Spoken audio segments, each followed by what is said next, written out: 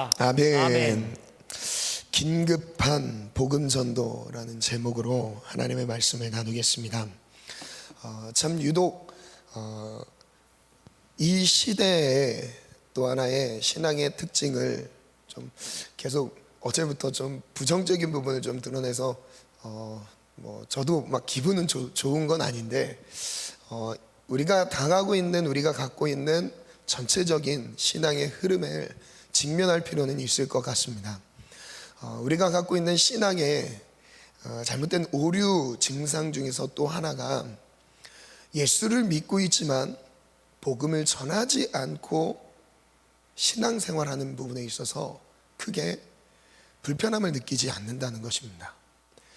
참 신기한 내용입니다. 왜냐하면 성경에 예수님을 만났던 모든 사람들은 바로 즉각 복음을 전하는 자리로 옮겨갔습니다. 복음을 전하는 훈련을 받아서 충분한 시간과 성장의 시간을 거쳐서 복음을 전하는 것도 아니었습니다. 그냥 내가 만난 예수님을 전하는 거였습니다. 그래서 저는 이 부분을 왜 그럴까라는 질문을 가지고 이유를 찾다 보니까 두 가지 중에 하나는 아닐까라는 생각이 들었어요. 첫 번째는 과거형 믿음이라는 생각이 들었습니다. 이전에 만났던 하나님을 그냥 이전으로 과거형으로 갖고 있는, 그렇다면 지금 내가 복음을 전하지 않게 되겠죠. 그리고 또 두 번째는 실제 내가 예수님을 인격적으로 만나지 못했던 상황. 내가 예수님을 만나지 못했는데 만나지 못한 예수님을 전하는 것은 사실 있을 수 없는 일이죠. 내가 만난 복음을 전하게 돼 있는 것입니다. 내가 복음을 전하지 않고 있다, 이것은 내가 예수님을 지금 만나지 않고 있다는 것과 같은 맥락 같습니다. 내 입술에서 복음을 전하고 있는가? 내 입술에서 내가 만난 예수님을 전하고 있는가? 영적인 체험은 할 수 있습니다. 그러나 그 영적인 체험을 했던 것을 내가 예수님을 인격적으로 만났다라고 말할 수 있는 것은 아닙니다. 영적인 신비한 체험을 말한다면 영적인 영역이기 때문에 그 어떤 하나로 그 매뉴얼하여서 그것을 일반화시키면서 다 나의 경험을 가지고 다 맞춰갈 수는 없는 거죠. 정말 다양합니다. 그래서 그 영적인 세계 안에서의 체험은 어떤 시기에, 어떤 상황에, 어떤 방법으로 하나님이 어떻게 나를 체험케 하시는 것인지는 아무도 모릅니다. 영적인 체험은 분명히 있습니다. 그러나 그 자체가 예수님을 인격적으로 만났다라고 말하기는 무리수가 있습니다. 첫 번째 주제인데요, 지금까지 이제 문제 제기를 해봤고요. 첫 번째, 아버지께서 약속하신 것을 기다리라. 아버지께서 우리에게 약속하신 것이 있습니다. 사도행전 2장 1절 말씀을 보니까 오순절 날이 이미 이름에 그들이 다 같이 한 곳에 모였더니, 성령 충만을 받기 전에 그들은 이런 모습을 보였습니다. 한 곳에 모여 있었습니다. 그들이 왜 모여 있었을까요? 사도행전 1장 4절 말씀을 보니까 모인 이유를 이렇게 말씀하고 있습니다. 함께 읽어볼까요? 시작. 사도와 함께 모이사 그들에게 분부하여 이르시되 예루살렘을 떠나지 말고 내게서 들은 바 아버지께서 약속하신 것을 기다리라. 아멘. 예수님께서 승천하시기 바로 직전 제자들과 모여있는 무리들 500여 형제들 앞에서 말씀하셨습니다. 예루살렘을 떠나지 말고 내게서 들은 바 아버지께서 약속하신 것을 기다리라. 첫 번째 말씀하셨던 건 예루살렘을 떠나지 말라고 하셨던 것입니다. 왜 예루살렘을 떠나지 말라고 하셨을까요? 지금 예루살렘을 떠날 수밖에 없는 상황이에요. 왜냐하면 예수님이 십자가에서 죽으신 이후에 부활하셨습니다. 그 부활, 예수님을 따랐던 제자들이든 예수님을 추종하는 세력이든 똑같이 예수님과 함께 그 같은 모양으로 고난을 주고 심지어는 죽이기 위해 유대인들이 아마 이를 갈고 있었을 것입니다. 그래서 예루살렘이라는 이 위치는 위험한 위치예요. 그들의 목숨이 위태로운 상황이 바로 예루살렘에서 벌어지고 있었습니다. 그런데 예수님은 떠나지 말라고 말씀하세요. 예루살렘을 떠나지 말고 그 위기 속에서도 떠나지 말고 아버지께서 약속하신 것을 기다리라. 두 번째 말씀하셨던 것이 아버지께서 약속하신 것을 기다리라. 예수님은 떠나시지만 예수님께서 다른 보혜사를 약속해 주셨습니다. 요한복음 14장 16절부터 18절 말씀인데요, 예수님께서 거의 고별 설교쯤 되는 부분에서 이 말씀을 하셨습니다. 함께 읽겠습니다. 시작. 내가 아버지께 구하겠으니 그가 또 다른 보혜사를 너희에게 주사 영원토록 너희와 함께 있게 하리니. 잠시만요. 영원토록 너희와 함께 있게 하리니. 예수님께서 승천하실 것을 미리 말씀하시면서 그러나 내가 너희를 떠나는 것 같지만 오히려 너희와 영원토록 함께할 보혜사 성령을 보낼 것이다 라는 걸 약속을 해주셨어요. 그리고 그 다음 절 한번 읽어볼까요? 시작. 그는 진리의 영이라 세상은 능히 그를 받지 못하나니 이는 그를 보지도 못하고 알지도 못함이라. 그러나 너희는 그를 아나니 그는 너희와 함께 거하시며 또 너희 속에 계시겠음이라. 아멘. 그리고 18절 읽어볼까요? 시작. 내가 너희를 고아와 같이 버려두지 아니하고 너희에게로 오리라. 이것이 아버지께서 약속하신 것, 성령님을 보내주신다는 약속을 예수님께서도 직접 그들에게 해주셨던 내용입니다. 사도행전 1장 5절 이후에 또 계속 보면요, 요한은 물로 세례를 베풀었으나 너희는 몇 날이 못되어 성령으로 세례를 받으리라. 성령으로 세례를 받으리라. 그들이 모였을 때 예수님께 질문합니다. 주께서 이스라엘 나라를 회복하심이 이때입니까? 이때입니까? 성령이 임하시면 이스라엘 나라가 회복됩니까?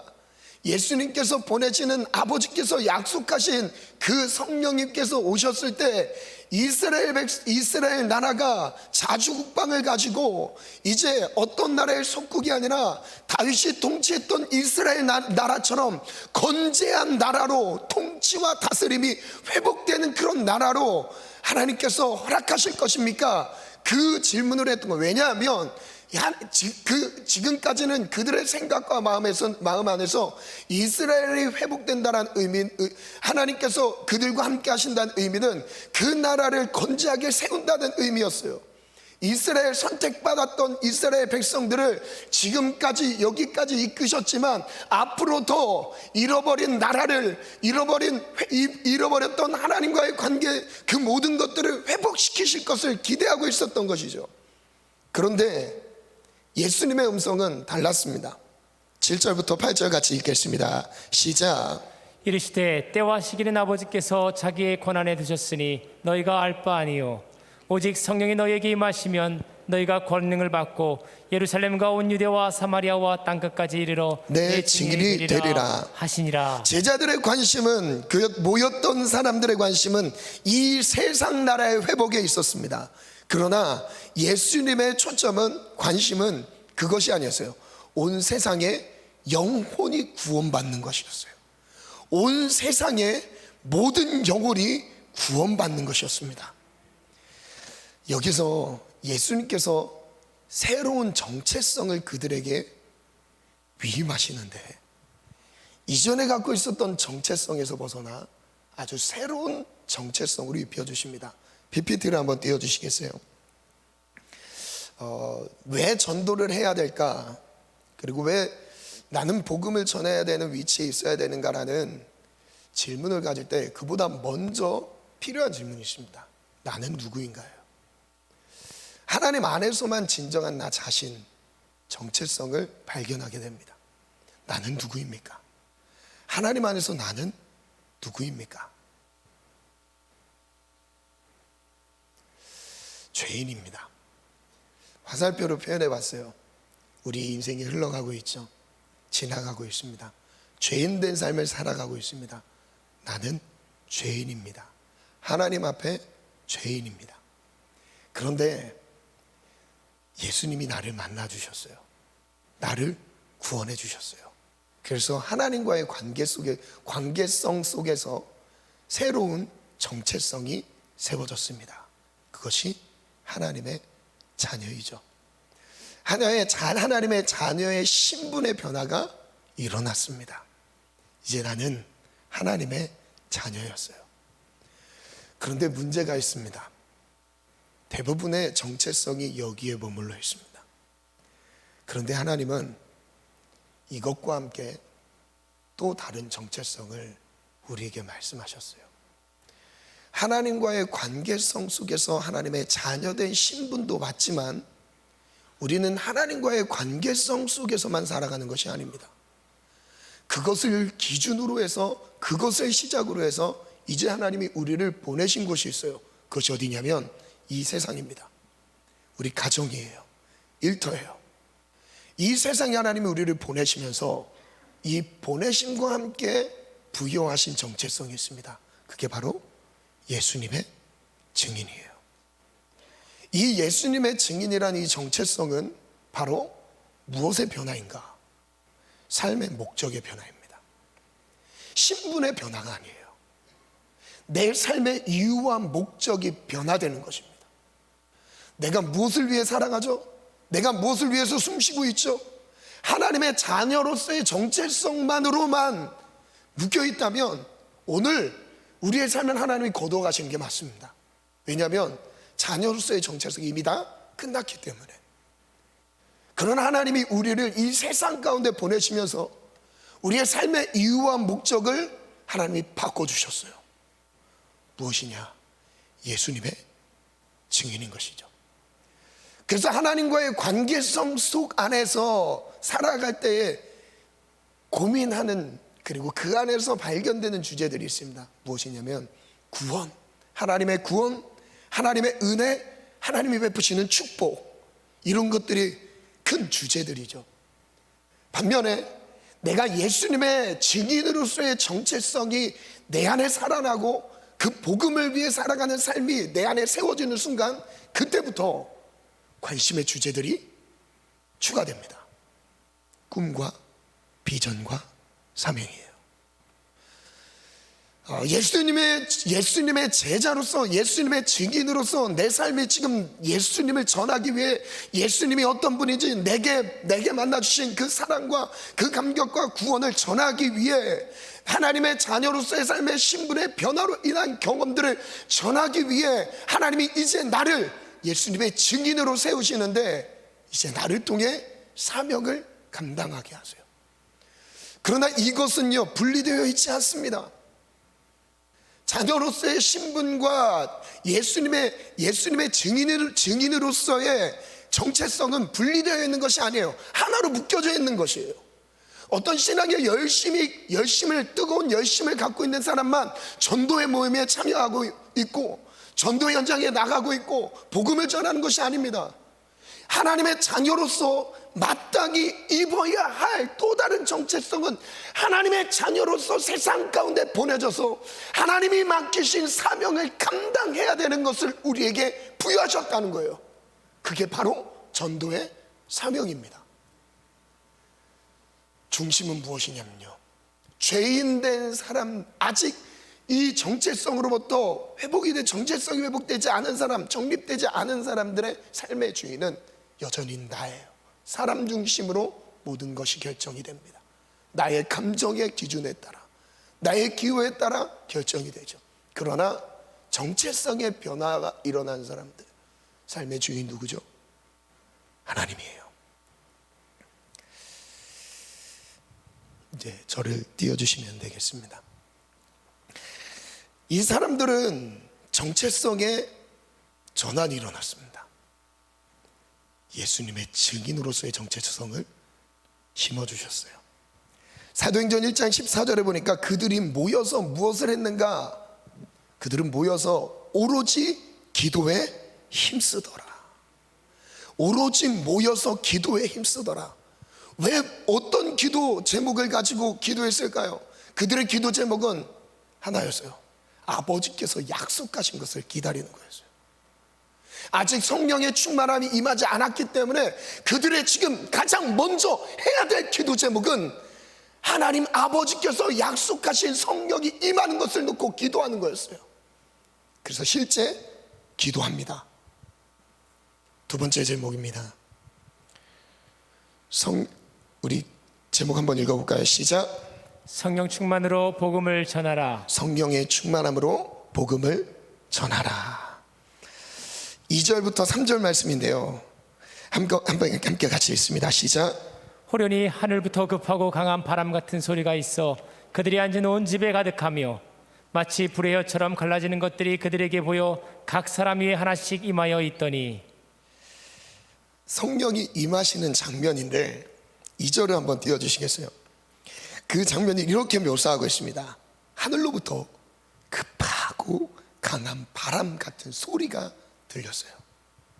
그 소리가 어떻게 들렸는지 모르겠습니다. 막 들렸겠죠. 저는 이 급하고 강한 바람 같은 소리라는 뭐 잔잔한 바람, 솔솔 부는 바람 소리도 아닙니다. 급한 바람이 붑니다. 하나님 아버지의 마음이 느껴져요. 하나님 아버지께서 뭔가 급하게 일을 하고 계신 것 같은 느낌이 듭니다. 그리고 3절에 보니까 불의 혀처럼 갈라지는 것들이 각 사람 위에 하나씩 임하여 있습니다. 무엇을 알 수 있죠? 성령님을 기다리는 모든 사람에게 임했다는 거예요.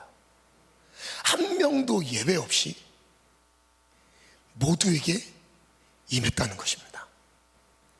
그 자리에 하나님 아버지께서 약속하신 것을 기다리고 있다면, 그 마음 기다리고자 모여서 기도하고 있다면 그 모여있는 모든 사람에게 임했다는 거예요. 불의 혀처럼 갈라진 것들이 각 사람 머리 위에 임하여 있더니. 누가복음 11장 9절로 13절 말씀을 보니까 우리에게 이런 약속을 주셨어요.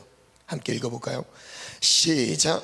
내가 또 너희에게 이르노니 구하라 그리하면 너희에게 주실 것이요 찾으라 그러면 찾아낼 것이요 문을 두드리라 그러면 너희에게 열릴 것이니. 구하는 이마다 받을 것이요 찾는 이는 찾아낼 것이요 두드리는 이에게는 열릴 것이니라. 너희 중에 아버지 된 자로서 누가 아들이 생선을 달라 하는데 생선 대신에 뱀을 주며 알을 달라 하는데 전갈을 주겠느냐. 너희가 악할지라도 좋은 것을 자식에게 줄 줄 알거든. 하물며 너희 하늘 아버지께서 구하는 자에게 성령을 주시지 아니하겠느냐. 예수님께서 지금 무엇을 구하라고 말씀하시냐면, 우리의 많은 여러 기도 제목들이 있을 수 있겠지만 성령을 구하라고 말씀하셨습니다. 왜냐하면 이 성령을 구하는 것 안에 우리가 구하는 그 다른 모든 것이 다 담겨 있다는 거예요. 성령 구한다는 것은 하나님 자신을 구한다는 거예요. 하나님 자신을 얻는다는 거예요. 하나님을 얻었다는 것은 이 세상 모든 것을 얻은 것보다 더 큰 것을 얻은 것이죠. 성령을 구하라고 말씀하세요. 성령을 구할 때 주신다고 말씀하셨어요. 그 말씀은 실제 이루어진 곳이 어디냐? 바로 사도행전 2장 1절부터의 내용입니다.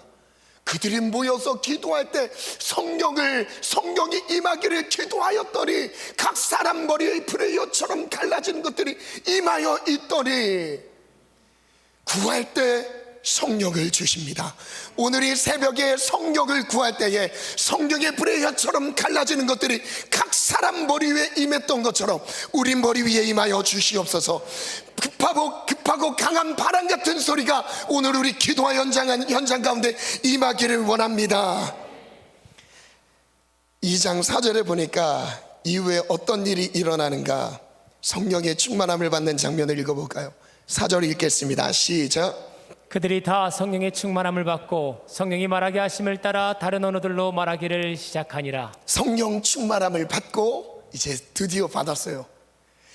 예수님께서 말씀하신 약속대로 성령의 충만함을 받았습니다. 이 받자마자 일어났던 일이 있어요. 성령의 충만함을 입었을 때 하나님은 정말 급하셨어요. 어느 정도 급하셨냐? 그 모습이 담겨 있는 것이 지금 4절입니다. 성령이 말하게 하심을 따라 말하기 시작해요. 성령 충만을 받았을 때 가장 먼저 나타나는 증상이 언어의 변화가 일어납니다. 어떤 언어가 변화되느냐? 내 중심의 언어가 바뀌고 하나님 중심의 언어로 바뀌기 시작해요. 즉 성령 하나님께서 내 안에서 말하게 하고자 하는 것을 말하기 시작해요. 성령의 충만함은 바로 전도는 바로 이것입니다. 그럼 무엇을 말했을까요? 여기서 성령의 충만함을 받았던 사람들이 모여서 성령의 충만함을 받고 말을 했다는데 무엇을 말했을까요? 바로 그 답은 5절부터 13절 안에 답이 있습니다. 제가 한번 읽어볼게요. 그때에 경건한 유대인들이 천하 각국으로부터 와서 예루살렘에 머물러 있더니 이 소리가 나매 큰 무리가 모여 각각 자기의 방언으로 제자들이 말하는 것을 듣고 소동하여. 제자들이 막 방언을 하기 시작해요. 여기서 말하는 방언은 기도 방언이 아닙니다. 기도 방언이 아니에요. 말하는 의사소통의 방언을 말하고 있어요. 그런데 여기서 그 다음에 7절에 다 놀라 신기하게 여겨 이르되 보라 이 말하는 사람들이 다 갈릴리 사람이 아니냐? 우리 각 사람이 난 곳 방언으로 듣게 되는 것이 어찌 됨이냐? 갈릴리 사람이라는 의미는요, 배우지 못한 사람입니다. 다른 나라의 언어를 배울 기회가 없었어요. 그들은 아주 뭔가 배움의 기회가 있는 곳에서 이런 출신들, 예수님의 제자들이 나온 것이 아니라 갈릴리 출신입니다. 그래서 사람들이 오히려 비웃었던 겁니다. 갈릴리 출신이 지금 그 입에서 무엇을 말하고 있어요? 방언을 말하고 있어요. 이 방언이라는 것은 바로 이런 것이었어요. 9절부터 또 읽어볼게요. 우리는 바데인과 메데인과 엘람인과 또 메소보다미아, 유대와 갑바두기아와 본도와 아시아, 부르기아와 밤빌리아, 애굽 및 구레네 가까운 리비아 여러 지방에 사는 사람들과 로마로부터 온 나그네 곧 유대인과 유대교에 들어온 사람들과 그레데인과 아라비아인들과 이라 우리가 다 우리의 각 언어로 하나님의 큰 일을 말함을 듣는도다. 무슨 의미냐면 지방 사투리 정도의 방언이 아니었습니다. 이거는 완전 언어가 다른 사람들이 모여 있었던 거예요. 이 모여 있는 자리에 각 나라 족속의 언어들을 갖고 있던 사람들을 쭉 나열하고 있어요. 이 사람들이 있는데 제자들 갈릴리 출신들이 성령의 충만함을 받고 말하기 시작합니다. 그들의 입에서 나왔던 말이 무엇이었냐? 그들의 입에서 성령 하나님이 얼만큼 급하셨던지, 성령 하나님이 임하시자마자 입술로부터 전하게 하셨던 것이 있었습니다. 그게 무엇이냐? 하나님의 큰 일을 말함을 보고 놀라는도다. 그 큰 일이 바로 무엇이었을까요? 그리스도의 십자가의 죽음과 부활이었어요. 성령 하나님은 이것이 전해지는 것에 급하셨습니다. 너무너무 급하셔서 배우지 못하고 언어를 배울 수 있는 시간적인 여유도 없었어요. 그들의 문화를 익힐 수 있는 시간적인 여유도 없었습니다. 성령이 임하시자마자 그 입술을 들어 사용하시는데 예수님이 누구신지를 밝히시기 시작하셨어요. 성령의 충만함은 바로 이것입니다. 성령이 충만함이 우리 가운데 성령의 충만함이 우리 가운데 임하실 때부터 시작되는 것이 복음진 거예요. 왜냐하면 성령 하나님은 이것을 지금 갈망하고 계세요. 갈급해하고 계십니다. 성령의 충만함을 누구에게 줄까 찾고 계세요. 성령의 충만함이 임하는 순간 우리 입술로부터 전하기 시작할 거예요. 예수는 너를 구원하셨다. 예수는 나의 죄를 위해 죽으셨고 나의 죄를 위해 죽으시고 부활하신 분이 살아계신 하나님이시다. 그분이 나를 구원하셨다. 급하게 전하기 시작하셨다. 그게 바로 오늘 본문의 내용이었습니다. 12절에 다 놀랍니다. 당황합니다. 서로 말합니다. 이 어찌된 일이냐. 13절 읽어볼까요? 시작. 또 어떤 이들이 조롱하여 이르되 그들이 세술에 취하였다 하더라. 언어를 초월하여서 복음이 전파됩니다. 믿으십니까? 우리는 세대를 초월하여서 복음이 전파될 수 있습니다. 우리의 언어를 못 알아듣는 것 같죠? 아닙니다. 영적인 것은 통하게 되어 있습니다. 세대를 초월해서 복음이 전파될 것이고요, 우리가 갖고 있는 문화를 초월해서도 복음이 전파될 것입니다. 왜냐하면 예수님이 지금 정말 급하게 바라시는 거예요. 사도행전 4장 29절부터 보니까 함께 읽어볼까요? 29절부터, 사도행전 4장 29절부터 읽겠습니다. 시작. 주여, 이제도 그들의 위협함을 굽어보옵시고 또 종들로 하여금 담대히 하나님의 말씀을 전하게 하여 주시오며 손을 내밀어 병을 낫게 하시옵고 표적과 기사가 거룩한 종 예수의 이름으로 이루어지게 하옵소서 하더라. 빌기를 다음에 모인 곳이 진동하더니 우리가 다 성령의 충만함을 담대히 하나님의 말씀을 전하더라. 성령의 충만함과 항상 연결되는 것은 복음 증거예요. 내가 성령의 충만함을 받아야 되는 이유가 무엇입니까? 제가 청년들에게 자주 도전하거든요. 하나님의 음성을 듣고 싶냐? 그럼 복음을 위해 헌신해라. 하나님의 음성을 듣고 환상을 보고 싶냐? 복음을 위해서 살자. 복음을 전하기 위해 살자. 왜냐하면 성령 하나님은 우리에게 음성을 주실 때 나 개인을 위한 음성을 주시지 않습니다.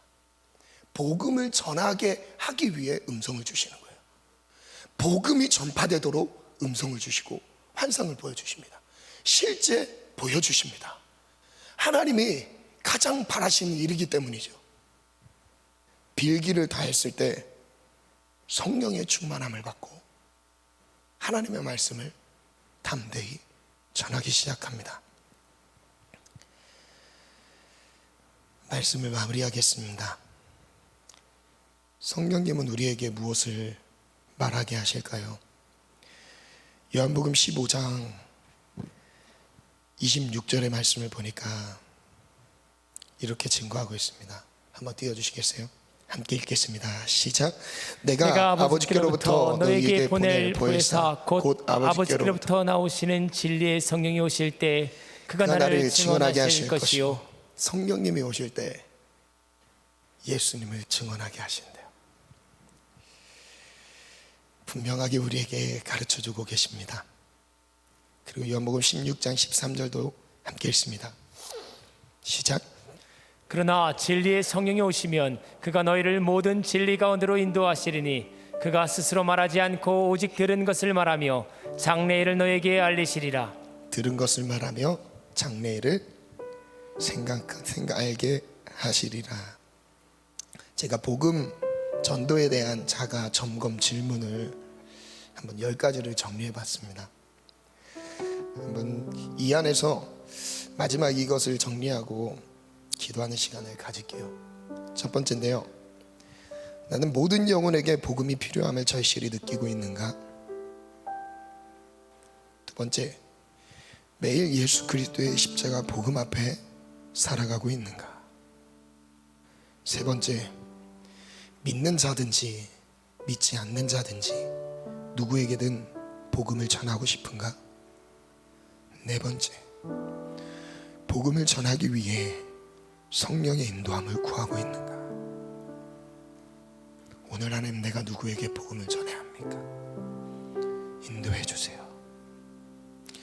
다섯 번째, 영혼 구원을 위한 꿈과 환상을 보기도 하는가? 영혼이 구원받는 환상을 보신 적이 있습니까? 영혼이 죽게 돌아오는 꿈을 꾸신 적이 있으십니까? 하나님이 보여주실 것입니다. 한 달 사이에 특별한 성령의 인도함을 받으며 복음을 전한 경험이 있는가? 영혼에 대한 땀과 눈물이 흐르고 있는가? 내가 만난 예수님을 전하고 있는가? 아니면 영적인 원리를 설명하고 있는가? 오늘 만난 예수님을 전하고 있는가?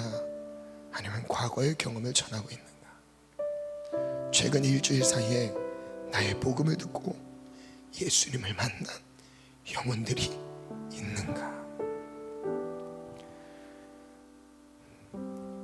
증인으로서 살아가는 데 있어서 필요한 질문이었습니다. 제가 처음 예수님을 만났을 때 제가 처음 예수님을 만났을 때 말씀 보는 거 너무 좋고, 그래서 주신 은혜들을 나누고 싶은 마음이 너무 컸어요. 그래서 학교에서든 어떤 모임이 있어도 모이는 자리에서 제가 말씀 가운데 만난 예수님을 나누기 시작했습니다. 그게 저의 첫 설교의 시작이었어요. 거의 매일 같이 10분, 15분씩 저에게 만나주신 예수님을 말씀 안에서 나눴었습니다. 그런데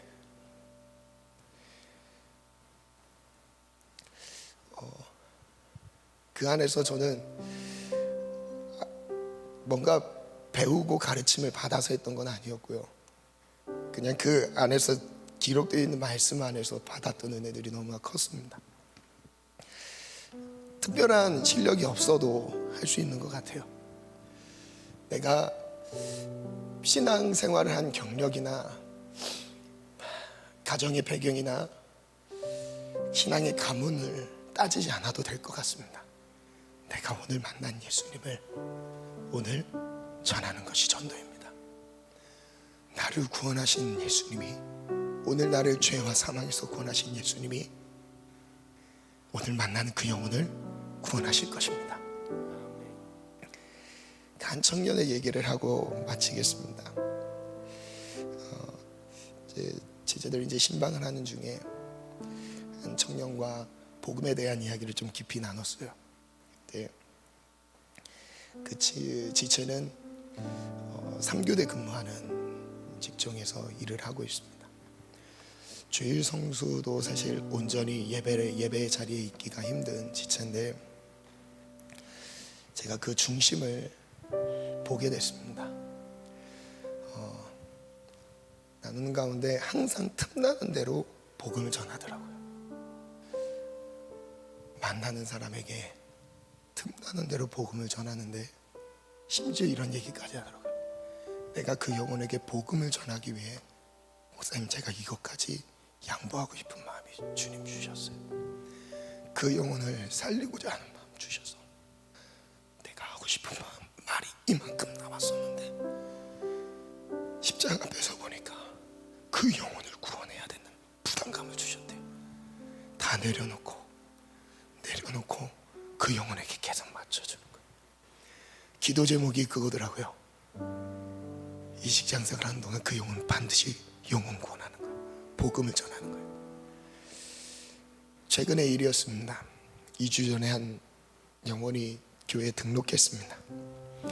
처음 온 새신자들이 이제 저를 만나서 잠깐 교회 소개를 하고 만나서 얘기하는 시간을 갖는데, 그 제가 어떻게 교회 왔는지 물어봤는데 처음 교회에 왔더라고요. 아예 처음, 교회라는 장소는 처음 오게 됐어요. 그런데 같이 근무하고 있는 저희 교회 청년을 보면서 하나님이 살아계시는 것을 부인할 수가 없었대요. 너무 하나님이 함께 계신 게 느껴져서 나도 교회 가고 싶다고 본인 스스로 입으로 얘기를 하고 교회 오게 됐습니다. 그래서 제가 얘기를 하는 가운데 알게 된 사실은, 그 청년이 틈나는 대로 계속 복음을 전했더라고요. 틈나는 대로 그 영혼에게 예수님 얘기하고 교회 얘기하고 목사님 얘기하고 하나님 주신 은혜들을 나눴다고 하더라고요. 그 영혼이 죽게 돌아오는데 그 영혼은 이미 준비된 마음 같았습니다. 이 시간 한번 기도하는 시간 갖길 원합니다. 기도 제목 한번 띄워주시겠어요? 아버지께서 약속하신 성령을 기다립니다. 나에게 성령 충만을 허락하소서. 나의 정체성은 예수님의 증인입니다. 담대히 복음을 전하리라. 예수 그리스도의 부활을 증거하리라. 성령으로 증인되리라. 오늘 우리의 기도 제목이 되길 원합니다. 우리 지금 먼저 한번 이 기도 제목을 하나님께 올려드리면서, 하나님, 내가 복음의 비친 자가 되게 도와주시고 나의 입술에서 예수님이 나를 구원하시는 은혜를 전하게 도와주옵소서. 죽어가는 영혼들을 내 가슴에 품고 영혼들을 위해 복음을 전하게 도와주옵소서. 우리 다 같이 주님 3번 부르고 합심해서 기도하겠습니다. 주여,